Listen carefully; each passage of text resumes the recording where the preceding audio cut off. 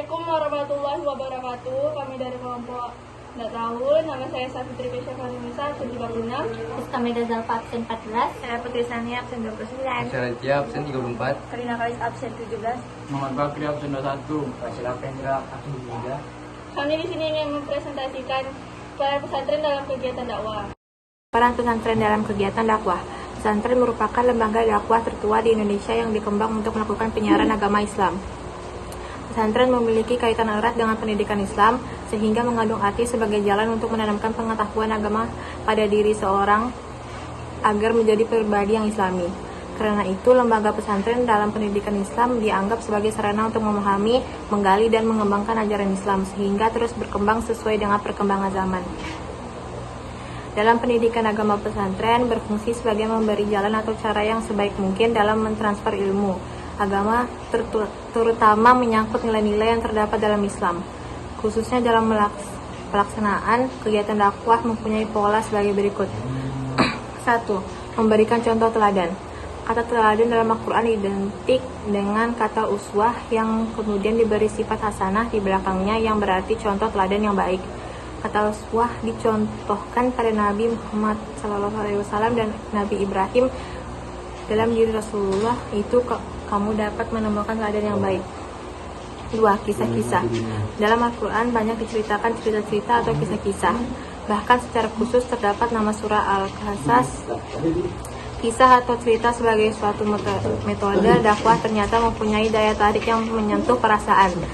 Islam menyadari sifat alamiah manusia yang menyenangi cerita itu dan menyadari pengaruhnya besar terhadap perasaan. Oleh karena itu, Islam mengangkat cerita itu untuk dijadikan salah satu teknik berdakwah, mengungkapkan berbagai jenis cerita seperti cerita sejarah faktual yang menampilkan suatu contoh kehidupan manusia, dimaksudkan agar kehidupan manusia bisa seperti pelaku yang ditampilkan oleh contoh tersebut, atau kisah kehancuran umat masa lalu dimaksudkan supaya manusia sekarang tidak mengikuti perbuatan umat masa lalu tersebut. 3. Memberikan nasihat. Al-Quran juga menggunakan kalimat yang menyentuh hati untuk mengarahkan manusia kepada ide yang dikehendakinya. Inilah yang kemudian dikenal dengan nasihat. Tetapi nasihat yang disampaikan ini selalu disertai dengan panutan atau teladan dari si pemberi atau penyampai nasihat itu. Ini menunjukkan bahwa antara satu metode, yakni nasihat, dengan metode lain, yang dalam hal ini keteladanan bersifat saling melengkapi. Dalam pesantren, nasihat itu terkait dengan para nabi kepada kaumnya. Sebagai contoh Nabi Saleh ketika meninggalkan kaumnya. 4. Membiasakan. Pesantren juga memberikan pendidikan melalui kebiasaan yang dilakukan secara bertahap. Dalam hal ini termasuk merubah kebiasaan-kebiasaan yang negatif. Al-Quran menjadikan kebiasaan itu sebagai salah satu teknik dalam pendidikan. Lalu ia mengubah seluruh sifat-sifat baik menjadi kebiasaan, sehingga jiwa dapat menunaikan kebiasaan itu tanpa terlalu payah, tanpa kehilangan banyak tenaga, dan tanpa bukan banyak kesulitan. Selain itu, Al-Quran juga menciptakan agar tidak terjadi kerutinan yang kaku dalam bertindak. Dengan cara terus-menerus mengingatkan tujuan yang ingin dicapai dengan kebiasaan itu, dan dengan menjalinkan hubungan yang dapat mengalirkan bekas cahaya ke dalam hati sehingga tidak gelap gulita. Karena itu, pesantren menggunakan kebiasaan tidak terbatas yang baik dalam bentuk perbuatan, melainkan juga dalam bentuk perasaan dan pikiran. Dengan kata lain, pembiasaan yang ditempuh pesantren juga menyangkut segi pasif dan aktif. Kedua segi ini tergantung pada kondisi sosial ekonomi, bukan menyangkut kondisi kejiwaan yang berhubungan erat dengan akidah atau etika. Sedangkan yang bersifat aktif atau menutup pelaksanaan ditemukan pembiasaan secara menyeluruh. 5. Metode hukum dan ganjaran. Bila teladan dan nasihat tidak mampu, maka pada waktu itu harus diadakan tindakan tegas yang dapat meletakkan persoalan di tempat yang benar. Tindakan tegas itu adalah hukuman. Tahapan memberi hukuman ini dapat pro kontra, setuju dan menolak. Kecenderungan metode pendidikan modern memandang tabu terhadap hukuman itu. Tetapi dalam dunia pesantren memandang bahwa hukuman bukan sebagai tindakan yang pertama kali yang harus dilakukan oleh seorang pendidik, dan bukan pula cara yang didahulukan, akan tetapi nasihatlah yang paling didahulukan. Islam menggunakan seluruh teknik pendidikan, tidak membiarkan satu jendela pun yang tidak dimasuki untuk sampai dalam jiwa. Islam menggunakan contoh teladan dan nasihat serta tertib dan taktib. Tapi di samping itu juga menempuh cara menakuti dan mengancam dengan berbagai tingkatannya dari ancaman sampai pada pelaksanaan ancaman itu. Dengan demikian, keberadaan hukuman dan ganjaran diakui dalam Islam dan digunakan dalam rangka membina umat manusia dalam kegiatan dakwah. Hukuman dan ganjaran ini diberlakukan kepada sasaran pembinaan yang lebih bersifat khusus, hukuman untuk orang yang melanggar dan berbuat jahat, sedangkan pahala untuk orang yang penuh dan menunjukkan perbuatan baik. Khutbah, ceramah atau khutbah termasuk cara paling banyak digunakan dalam menyampaikan atau mengajak orang lain mengikuti ajaran yang telah ditentukan. Khutbah disebut juga tabligh atau menyampaikan suatu ajaran khususnya dengan lisan diakui keberadaannya, bahkan telah dipraktikkan oleh Rasulullah dalam mengajak umat manusia ke jalan Tuhan. Cara ini banyak digunakan termasuk dalam pengajaran karena metode ini paling murah, mudah, dan tidak banyak memperlakukan peralatan. Model ini juga dipergunakan seorang guru dalam mengajar murid-murid di lembaga pesantren. 7. Metode diskusi. Pesantren juga menggunakan metode ini dalam mendidik dan mengajarkan manusia dengan tujuan lebih memantapkan pengertian dan sikap pengetahuan mereka terhadap sesuatu masalah. Perintah Allah dalam hal ini agar kita mengajak ke jalan yang benar dengan hikmah dan mengijrah yang baik dan membantah mereka dengan berdiskusi. Yang dari sejumlah cara berdakwah di atas, pesantren juga menggunakan metode perintah dan larangan, metode pemberian suasana situasional, metode mendidik kelompok mutual education, metode intrinsik, metode bimbingan dan penyuluhan, metode perumpamaan, metode taubat dan ampunan, dan metode penyajian.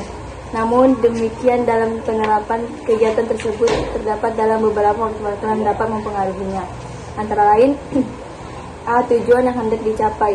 Setiap melaksanakan kegiatan dakwah tentunya mempunyai tujuan yang berbeda-beda antara satu dengan lainnya. Misalnya, pada tujuan pengajaran tafsir Al-Quran dan hadis berbeda dengan tujuan pengajaran akhlak. Pelajaran tauhid berbeda tujuannya dengan pelajaran fikih. Demikian juga sebaliknya.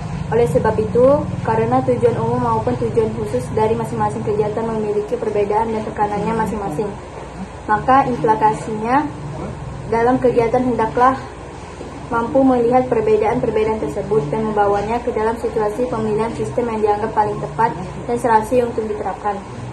Berdasarkan keterangan di atas, menandakan bahwa penerapan kegiatan dakwah harus disesuaikan dengan materi dakwah yang akan memberikan, karena hanya dengan cara demikian barulah tujuan yang dihendaki akan tercapai. Kemampuan dai, efektif tidaknya suatu kegiatan dakwah juga sangat dipengaruhi oleh kemampuan dai yang dilaksanakannya. Di samping kepribadian dai memang cukup dominan pengaruhnya, misalnya dari dai oleh karena mahir dan cerdik dalam berbicara sehingga setiap pendengar menjadi terkesan dan terpukau dengan pembicaraannya, maka ceramah menjadi pilihan utama di samping cara lain sebagai pendukungnya. Akan tetapi ceramah tersebut akan menjadi tidak efektif bagi seorang dai yang diam dan tidak menguasai teknik-teknik berceramah yang baik.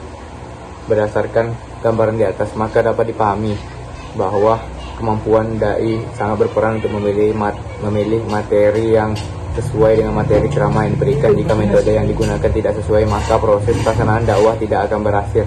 Oleh karena itu, kemampuan dai memegang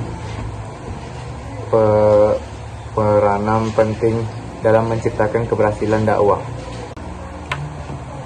C. Mustami. Hal yang perlu diperhatikan dalam berdakwah dalam mustami, karena dai berhadapan dengan makhluk hidup yang bernama mustami itu dengan potensi dan fitrah yang dimilikinya memberi kemungkinan sekaligus harapan untuk berkembang dengan baik ke arah yang lebih sempurna.